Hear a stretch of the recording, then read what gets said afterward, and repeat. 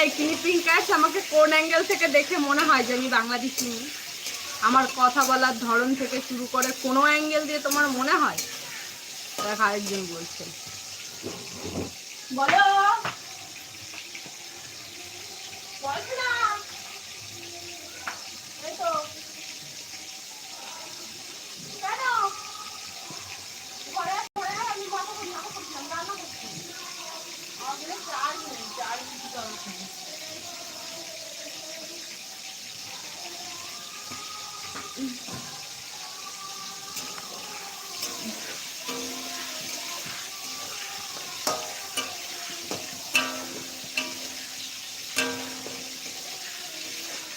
ও মা, আমি ভাত খাই বাংলাদেশ না তুমি দক্ষিণ চব্বিশ পরগনা হলো ওইখানে